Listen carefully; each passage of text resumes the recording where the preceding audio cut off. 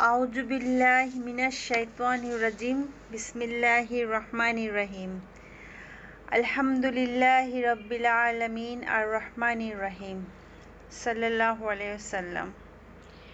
রাব্বি ইশরাহ লি সাদরি ওয়া ইয়াসসির লি আমরি ওয়াহলুল উকদাতাম মিন লিসানি ইয়াফকাহু কাওলি। সম্মানিত উপস্থিতি, সবাইকে আসসালামু আলাইকুম ওয়া রাহমাতুল্লাহি ওয়া বারাকাতুহু। ওয়ালাইকুম আসসালাম ওয়া রাহমাতুল্লাহ। মহান আল্লাহর অশেষ কৃপায় আপনাদের সাথে বসার সুযোগ পেয়েছি, এজন্য আল্লাহর দরবারে শুকরিয়া জ্ঞাপন করছি। শুকর আলহামদুলিল্লাহ। আজকে আমাদের আলোচনার বিষয় ইসলামে ওসিয়তের বিধান। তো শুরু করছি।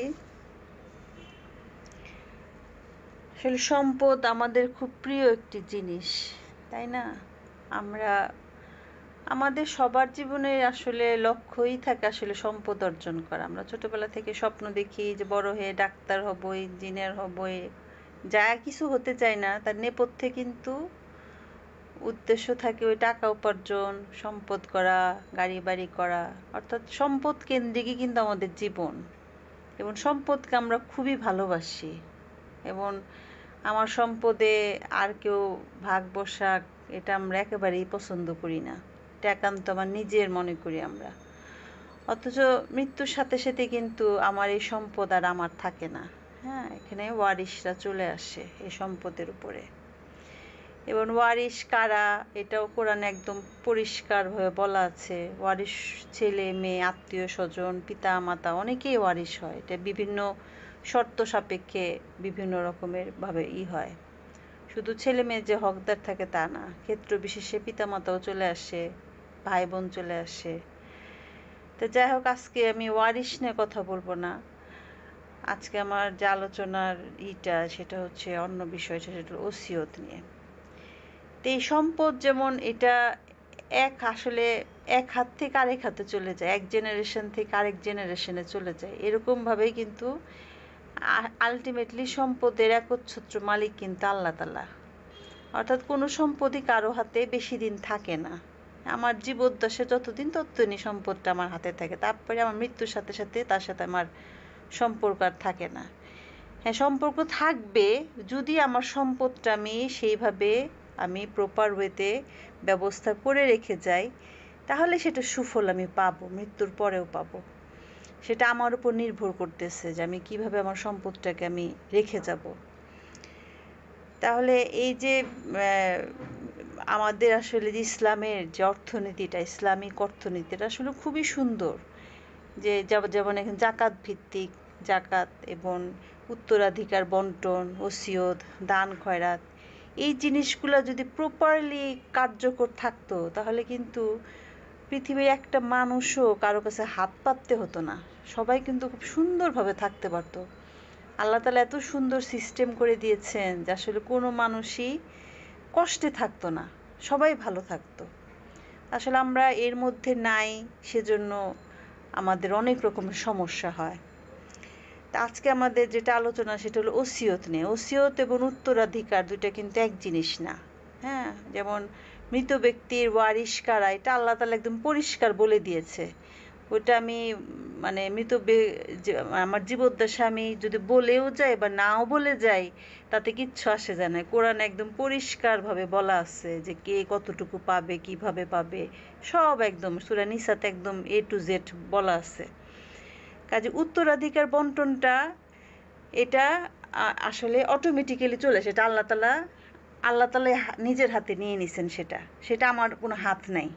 হ্যাঁ, এটা আল্লাহ তাআলা বিধান তৈরি করে দিচ্ছেন কিভাবে বন্টন হবে। তাহলে এই যে আমি এত কষ্ট করে সম্পদ অর্জন করলাম, আমারও তো কিছু ব্যক্তিগত ইচ্ছা থাকতে পারে, আমারও তো একটা চাওয়া থাকতে পারে যে আমার সম্পদটা আমি একটু এইভাবে রেখে যাই, একটু এটা করি। অর্থাৎ এই ওসিয়তটা মানুষের আসলে তার জীবদ্দশায়, সে যখন বেঁচে থাকবে তখনই আসলে তাকে করতে হয়। মৃত্যুর পর আসলে কোনো ওসিয়ত হয় না।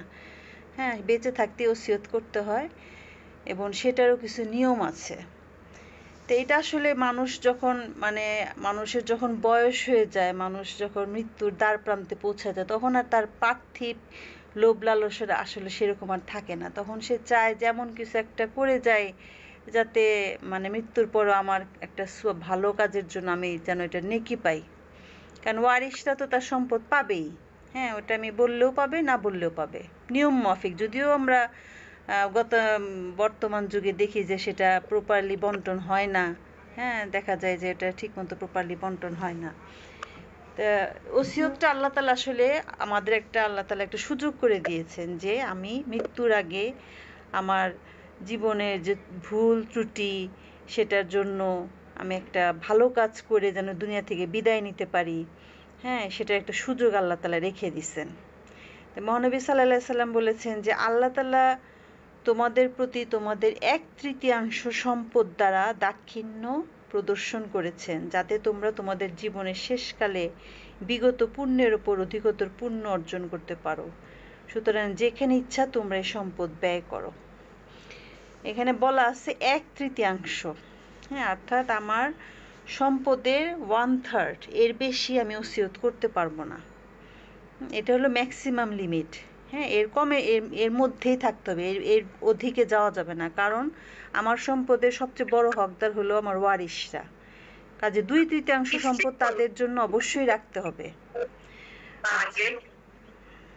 এখন যেসব এই ওসিয়তটা আমি কি করবো, যেসব আত্মীয়ের জন্য মিরাসের কোনো অংশ নাই, অর্থাৎ যারা উত্তরাধিকার পায় না, তাদের জন্য ওসিয়তের অনুমতি রয়েছে। আবার অনাত্মীয় সম্পর্কে ওসিয়ত জায়েজ আছে। যেমন যেসব আত্মীয় স্বজনের উত্তরাধিকার অংশীদারিত্ব রয়েছে তাদের জন্য ওসিয়ত নিষিদ্ধ। হ্যাঁ, আবার হাদিসে আসছে যে ক্ষেত্র বিশেষে ওয়ারিশ যদি অনুমতি দেয় তবে বিশেষ কোনো ওয়ারিশের জন্য ওসিয়ত করা জায়েজ। অর্থাৎ অন্যান্য ওয়ারিশরা যদি অনুমতি দেয় তখন আমি ওয়ারিশদের জন্য ওসিয়ত করতে পারি। হ্যাঁ, কিন্তু এটা সবার অনুমতি লাগবে। যেমন হাদিসে আসছে যে কোনো ওয়ারিশের ওসিয়তও বৈধ নয়, তবে অপর ওয়ারিশগণ অনুমতি দিলে তা জায়েজ হবে। অর্থাৎ অন্য ওয়ারিশরা তারা যদি সম্মতি দেয় তাহলে সেই ওয়ারিশের জন্য ওসিয়ত করা যায়। তাহলে মিরাসের আয়াতে আল্লাহ তাআলা ওসিয়ত এবং ঋণ পরিশোধ করার পর অবশিষ্ট সম্পত্তি ওয়ারিশদের মধ্যে বন্টন করার নির্দেশ দিয়েছেন। যেমন সূরা নিসার 11 নম্বর আয়াত, এটা বিশাল বড় আয়াত। এই আয়াতে পুরাটাই যে কে কত অংশ পাবে উত্তরাধিকারী কথা বলা হয়েছে, এবং শেষের দিকে যেটা বলা হয়েছে যে ইহা যা ওসিয়ত করা হয় তা দেয়ার এবং ঋণ পরিশোধের পর। অর্থাৎ একজন মানুষ মারা গেলে মানে উত্তরাধিকার যারা বা তার ওয়ারিশ যারা, তাদের প্রথম দায়িত্ব হলো মৃত ব্যক্তি ঋণগ্রস্ত কিনা। মৃত ব্যক্তি যদি ঋণগ্রস্ত থাকে তাহলে প্রথম কাজ হবে তাকে ঋণমুক্ত করা, এবং এই ঋণ পরিশোধ করতে যে তার যদি সমস্ত সম্পদও চলে যায় তাহলেও তাকে আগে ঋণমুক্তই করতে হবে। এটা হলো নাম্বার 1। তারপরে হচ্ছে মৃত ব্যক্তি যদি বেঁচে থাকতে কোনো ওসিয়ত করে যায়, সে ওসিয়তটা পূর্ণ করে দিতে হবে। অর্থাৎ যার জন্য ওসিয়ত করা হয়েছে তাকে সেটা দিয়ে দিতে হবে। ওইটা দেওয়ার পরে তারপরে যে রিমেইনিং সম্পত্তিটা থাকবে সেই সম্পত্তিটা তার উত্তরাধিকারদের মধ্যে বন্টন হবে। মানে উত্তরাধিকার যারা ওয়ারিশ সূত্রে যারা পায়। আচ্ছা, যেমন সূরা মাইদার 106 নম্বর আয়াতে বলা হয়েছে, হে মুমিনগণ, তোমাদের কারো যখন মৃত্যু উপস্থিত হয় তখন ওসিয়ত করার সময় তোমাদের মধ্য থেকে 2 জন ন্যায়পরায়ণ লোককে সাক্ষী রাখবে। অর্থাৎ অনেক সময় যে মারা যাওয়ার সময় অনেকে কিছু বলতে চায় যে আমি অমুকের জন্য কিছু করে রেখে যেতে, হয়তো আপনার আত্মীয়র মধ্যে বা দূরের কেউ খুব অভাবগ্রস্ত বা খুবই খারাপ অবস্থা এমন কেউ আছে, আপনার অনেক সম্পদ এবং সেই সম্পদের আপনি কিছু অংশ তাকে দিতে চান। হ্যাঁ, আপনার ইচ্ছা থাকতেই পারে কাউকে দিতে ইচ্ছা করলো, তাহলে সে এরকম যদি সে ওসিয়ত করে, হয়তো বা বললাম যে ওসিয়ত মৃত্যুর পরে হয় না, তাকে জীবদ্দশায় মুখে বলে যেতে হবে যে অমুককে আমি এটা দিয়ে গেলাম। হ্যাঁ, এবং এটা করার সময় 2 জন ন্যায়পরায়ণ লোককে সাক্ষী রাখতে হবে। অর্থাৎ যারা কিনা মিথ্যা কথা বলবে না, সত্য কথা বলবে। হ্যাঁ, যে আপনি সাক্ষী রাখলেন পরে তারা অস্বীকার করলে, না না না সেই কথা যে বললাম, সম্পদ এমন জিনিস মানুষ সহজে কাউকে দিতে চায় না। হয়তো বা দূরের কোনো একজন আত্মীয়, তার জন্য সে বলে গেল যে তাকে তোমরা এটা দিও, কিন্তু ওই যে যাদেরকে সাক্ষী বানাইলো তারা দেখা গেলো পরে সেটা গোপন করে ফেললো। কাজে এখানে শর্ত হচ্ছে ন্যায়পরায়ণ লোককে সাক্ষী রাখতে হবে ওসিয়ত করার সময়। এবং ওসিয়ত বৈধ হওয়ার ব্যাপারে একটা পরিষ্কার হাদিস আছে। একবার রাসূলুল্লাহ সাল্লাল্লাহু আলাইহি সাল্লাম এক সাহাবী অসুস্থ ছিলেন, তার শয্যার পাশে উপস্থিত ছিলেন। তখন ওই সাহাবী বললেন যে, হে আল্লাহ রাসূল সাল্লাল্লাহু আলাইহি সাল্লাম, আমি আমার সমস্ত সম্পত্তি ওসিয়ত করতে চাই। তখন মহানবী সাল্লাল্লাহু আলাইহি সাল্লাম বললেন, না। তিনি বললেন, তাহলে 2/3। তখন মহানবী সাল্লাল্লাহু আলাইহি সাল্লাম বললেন যে, না। তিনি বললেন, তাহলে 1/3। তখন মহানবী সাল্লাল্লাহু আলাইহি সাল্লাম বললেন, 1/3? তুমি তোমার ওয়ারিশ, ঠিক আছে 1/3, সেটাতে তিনি সম্মতি দিলেন। হ্যাঁ, তুমি 1/3 পর্যন্ত দিতে পারো। তবে তুমি তোমার ওয়ারিশদের পরমুখাপেক্ষী রেখে যাওয়ার চেয়ে তাদেরকে সম্পদশালী রেখে যাওয়া উত্তম। মানে সে প্রথমে তার সমস্ত সম্পত্তি ওসিয়ত করতে চেয়েছিল, যেটা বললাম যে উইল করে দেওয়া। আসলে সম্পূর্ণটা করা যাবে না, ম্যাক্সিমাম হচ্ছে 1/3। কারণ আমার ওয়ারিশটা আরেকজনের পরমুখাপেক্ষী হয়ে থাকবে, এটা অবশ্যই ভালো জিনিস না। এটা আল্লাহর বিধান এটা। আচ্ছা, তো বিশ্ববিখ্যাত ফাতোয়া গ্রন্থ আদ-দুরুল মুখতারে ওসিয়তকে 4 ভাগে ভাগ করা যায়। আচ্ছা, এটা আমি আর পড়তেছি না, অন্যটা বলতে। আচ্ছা, এবার ওসিয়তের নিয়মটা বলি, ওসিয়তটা কিভাবে করতে হয়। আচ্ছা, ওসিয়তটা সংঘটিত হয় প্রস্তাব এবং গ্রহণের মাধ্যমে। হ্যাঁ, অর্থাৎ ওসিয়তকারী অর্থাৎ যে ব্যক্তি ওসিয়ত করবে তাকে বলা হয় মুসি, এবং যাকে ওসিয়ত করলাম তাকে বলা হয় মুসালাহু। তা আমরা 2টা শব্দ মনে রাখবো, একটা হলো মুসি অর্থাৎ যে ওসিয়ত করবে, আর যে ওসিয়তটা গ্রহণ করবে সে হলো মুসি এবং মুসা। আচ্ছা, তাহলে যে ওসিয়তকারী অর্থাৎ মুসি, তিনি বলবেন যে আমি অমুকের জন্য এই টাকা বা অমুক বাড়িটা কিংবা আমার অমুক গরুটা বা ওই গাছটা, যা খুশি যেটা তার ইচ্ছা, আমি তাকে ওসিয়ত করে গেলাম। তখন যে ওসিয়ত গ্রহণকারী সে বলবে যে আমি গ্রহণ করলাম, অর্থাৎ তাকেও সেটা গ্রহণ করতে হবে। সে মুগ্ধ উচ্চারণ করবে এবং আরেকজন সেটা গ্রহণ করবে।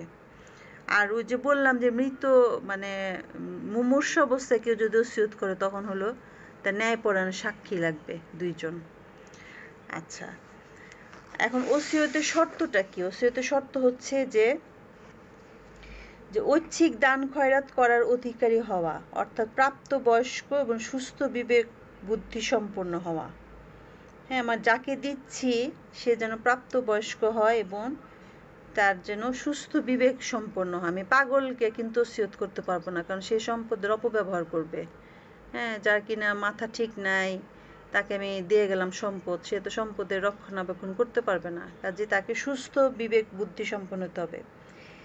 এবং যে ওসিয়ত করলো তাকেও সুস্থ বিবেক বুদ্ধি সম্পন্ন হতে হবে, তাই না? যে সুস্থ চিন্তাধারার মানুষ, সে ভেবে চিন্তে ওসিয়ত করবে। হ্যাঁ, সে ভুল করবে না। আর যদি অসুস্থ চিন্তাধারার মানুষ হয়, তখন সে ইমোশনাল হয়ে অনেক কিছু করে বসবে, যে তাকে এটা দিব না, তাকে ওইটা দিব, এরকম একটা কাজ করবে।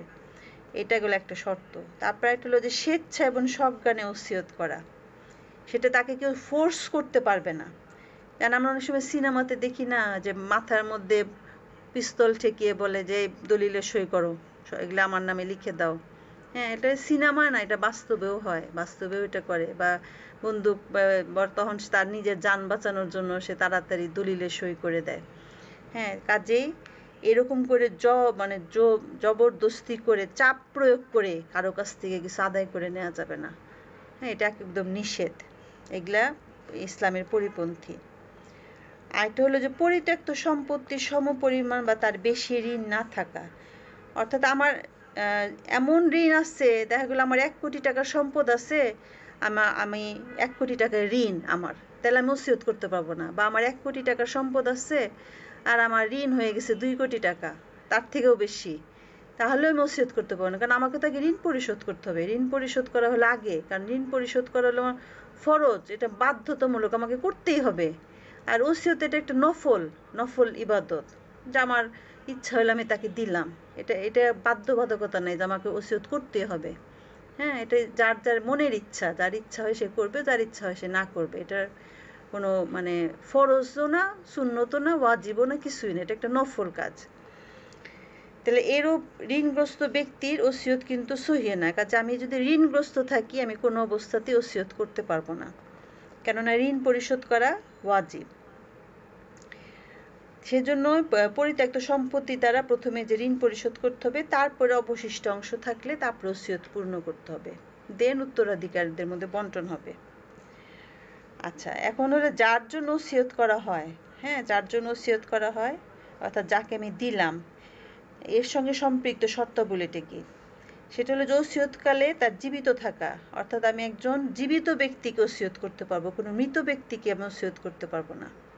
হ্যাঁ, একজন মরে গেছে, আমি বলে গেলাম যে তার নামে আমি এটা ওসিয়ত করে গেলাম, এটা হবে না। অর্থাৎ আমাকে জীবিত ব্যক্তির জন্য ওসিয়ত করতে হবে, কিংবা অনাগত ব্যক্তির জন্য ওসিয়ত করা যাবে না। একজন মানুষের জন্মই হয় না, আমি বললাম যে আমার ভাইয়ের যদি ছেলে হয় তাহলে আমার সম্পদের 1/3 অংশ সে পাবে, তাহলে এই কথা আমি কিন্তু বলতে পারবো না, কারণ সন্তান হবে কি না হবে তার তো কোনো ঠিক ঠিকানা নাই। হ্যাঁ, কাজে যে আসে নাই পৃথিবীতে এবং যে পৃথিবী থেকে চলে গেছে কারোর জন্য ওসিয়ত করা যাবে না। তবে 6 মাসের মধ্যে জন্মগ্রহণকারী গর্ভস্থ সন্তানের জন্য ওসিয়ত বৈধ।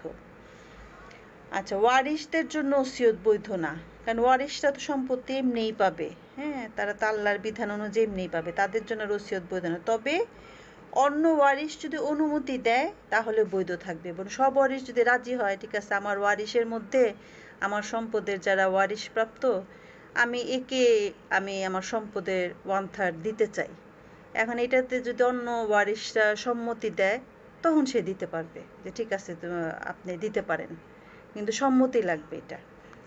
আচ্ছা, এটা হলো যে হত্যাকারীর জন্য কোনো ওসিয়ত করা যায় না, একজন খুনি ব্যক্তি তার জন্য আমি কোনো কিছু ওসিয়ত করতে পারবো না। আচ্ছা, এটা না একটা হাদিস আছে, রাসূলুল্লাহ সাল্লাল্লাহু আলাইহি ওয়াসাল্লাম বলেছেন যে হত্যাকারীর জন্য ওসিয়ত বৈধ নয়, অবশ্য হত্যাকারী শিশু বা উন্মাদ হলে তার জন্য ওসিয়ত বৈধ। আচ্ছা, এরপর হলো ওসিয়ত অনেক সময় বাতিল হয়ে যায়। কি কি কারণে বাতিল হয়? যেমন ওসিয়তকারী যে যাকে আমরা মুসি বলছি, ওসিয়তকারী যদি সরাসরি ওসিয়ত বাতিল করে দেয় তবে ওসিয়ত বাতিল হয়ে যায়। অর্থাৎ এটা কোনো রুল না যে আমি মুখ দিয়ে একবার বললাম আর ওইটা ইস্টাবলিশড হয়ে গেল। আমি হয়তো এখন বললাম যে আমি তাকে দিব, পর এক সময় মনে হলো যে না, এটা আমার আসলে দেওয়াটা ঠিক হচ্ছে না, থাক আমি দিব না, আমি আবার উইথড্র করতে পারি। হ্যাঁ, আমার তো আমার জীবদ্দশা আমি এই বললেও একবার বললাম, পরে আবার আমার কথা আমি ফিরেও নিতে পারি, এটা আমার ইচ্ছার উপর ডিপেন্ড করতেছে। আর মুসা আবার যাকে আমি ওসিয়ত করলাম সে যদি সম্পূর্ণরূপে উন্মাদ হয়ে যায়, পাগল হয়ে যায়, হ্যাঁ, বা মানসিক ভারসাম্য হারিয়ে ফেলে, তখনও কিন্তু ওসিয়ত বাতিল হয়ে যাবে।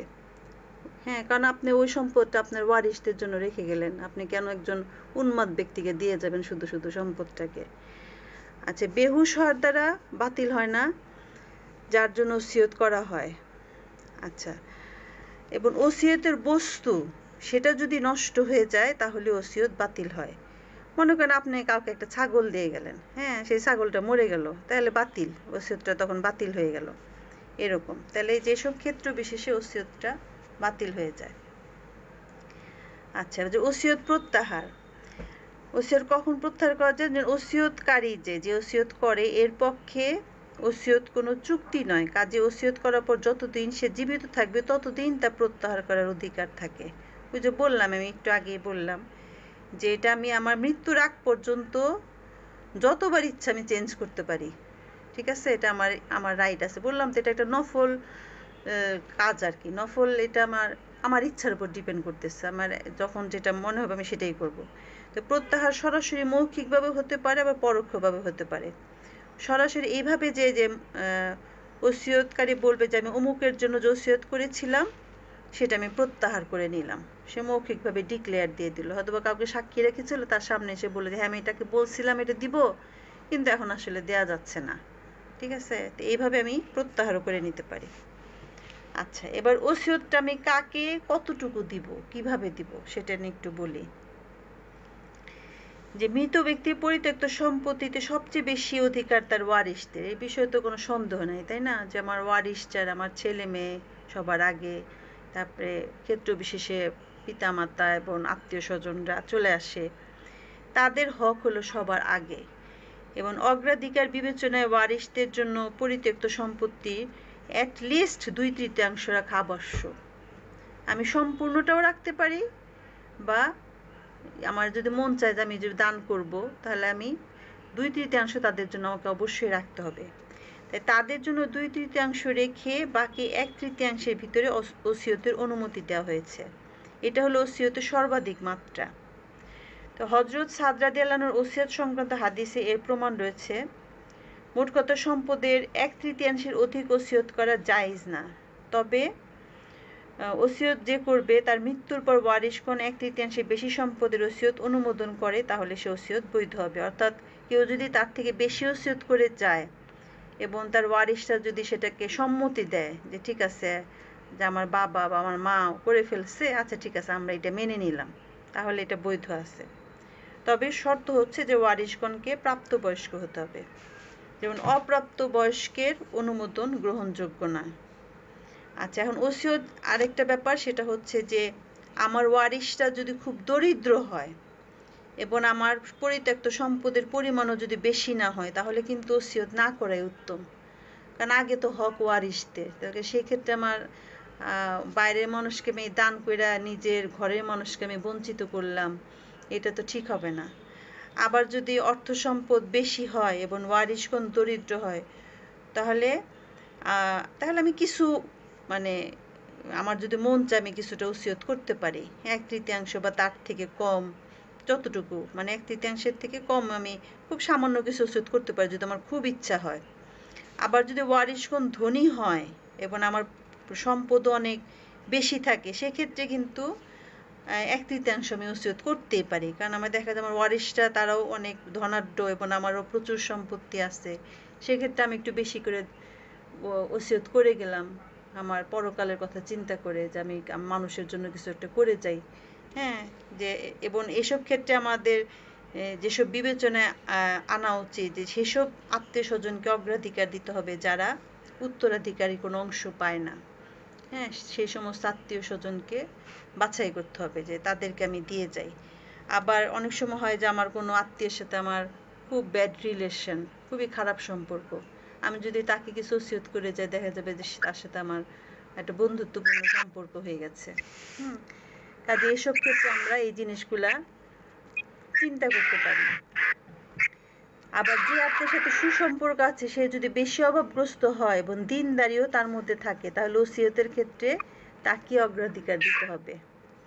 হ্যাঁ, কাজে আমরা ওসিয়ত করার সময় এই জিনিসগুলা মেনে চলবো। আচ্ছা, এরপরে যে যার জন্য ওসিয়ত করা হয় সে যখন ওসিয়ত কবুল করবে, তখন ওসিয়তের বস্তুতে তার মালিকানা প্রতিষ্ঠিত হয়ে যায় এবং তা সে হস্তক্ষেপ করুক বা না করুক। এবং ওসিয়ত যদি বস্তু সম্পর্কে হয়, যেমন জমি, ঘরবাড়ি, গবাদি পশু, এগুলা সে ইচ্ছা মতো ব্যবহার করতে পারবে বা দানও করতে পারবে। অর্থাৎ আমি কাউকে একজন দিয়ে দিলাম, হ্যাঁ, পরে সেটার উপর তার মালিকানাটা প্রতিষ্ঠিত হয়ে যাবে, সে যা খুশি তাই করতে পারবে। আবার আমি এইভাবে ওসিয়ত করতে পারি, কারণ আমার মাইক্রোফোন অন আছে, একটু অফ করবেন?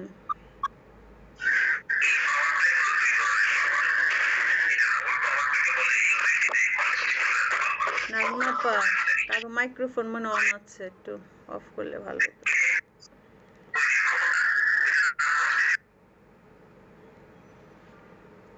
আচ্ছা, আবার ওসিয়তকারী এইভাবে ওসিয়ত করতে হবে, মনে করেন আপনার ব্যাংকে 1 কোটি টাকার ডিপোজিট আছে। এখন আপনি এইভাবে ওসিয়ত করতে পারেন যে আমার এই মূল টাকাটা আমার ওয়ারিশদের জন্যই থাকবে।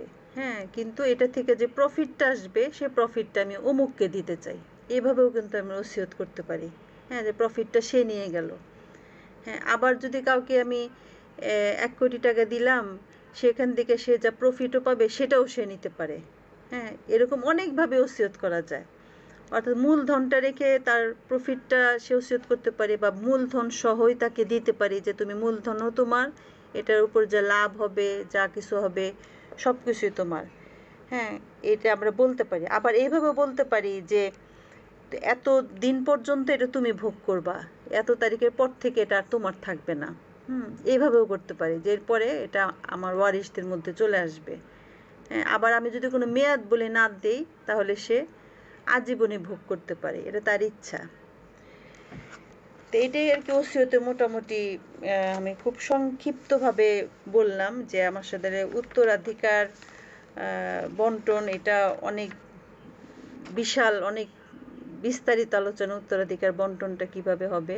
আমি মানে উত্তরাধিকার বন্টনের আগেই এই যে ওসিয়তের যে একটা ব্যাপার সেই জিনিসটা যেন আমরা মাথায় রাখি। হ্যাঁ, আমরা এই জিনিসটা অনেক সময় খেয়াল করি না যে হয়তো বা একটা মৃত ব্যক্তি বা কারো বাবা বা কারো মা যখন মারা যায় আমাদের তখন মানে চিন্তা ভাবনা চলে আসে যে সম্পদটা আমরা নিজেরা কিভাবে নিতে পারি, ভোগ করতে পারি। হ্যাঁ, নিজেদের মধ্যে একটা প্রতিযোগিতা শুরু হয়ে যায়।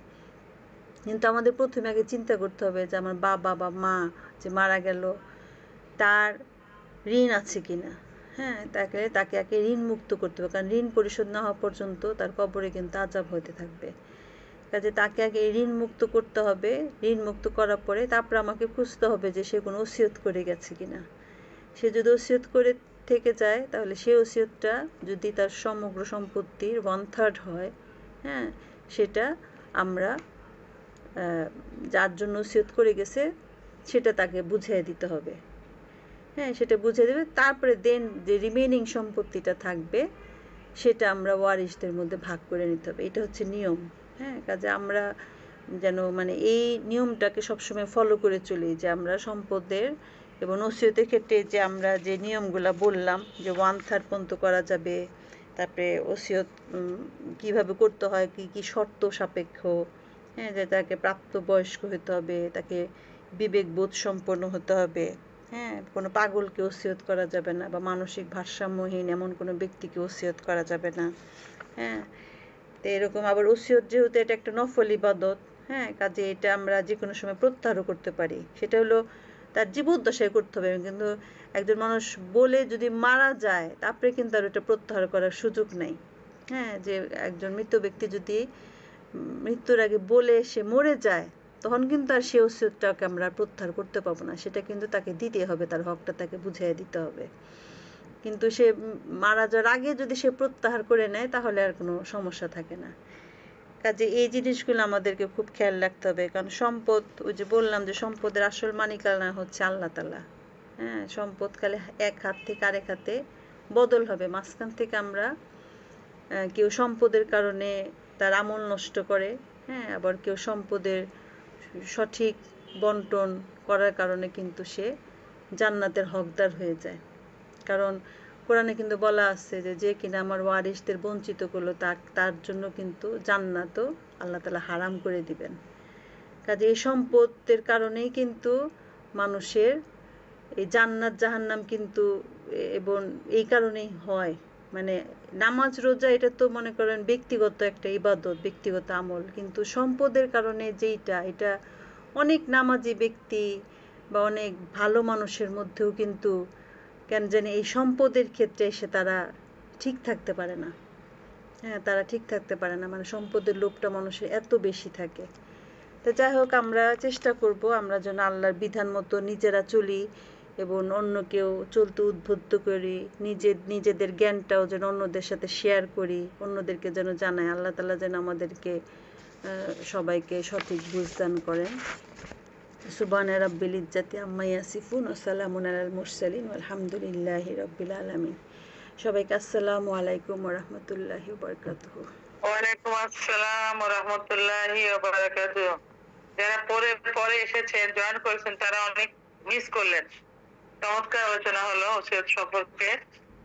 আসলে আমাদের অনেক কিছু জানার অভাব আছে। আপা আপনি একটু রেকর্ড করে দিয়েন তো।